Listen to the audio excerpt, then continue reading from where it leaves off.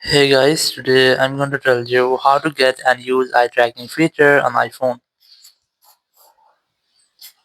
If you're using any iPhone and you want to get and use eye tracking feature, so let's see how can you do that. You just have to simply open your settings app, and in settings, very first I recommend you have to try to update your software. So go to general, go to software update and just try to update your software.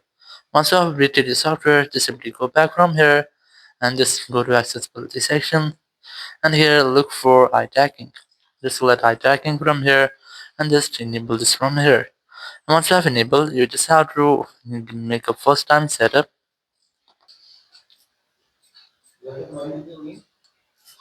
And once this has been done, you will see a this app interface. Now you can easily use your iPhone with your eyes.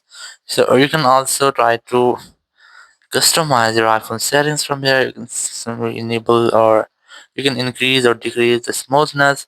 You can also snap to items or something like that. There's a more settings.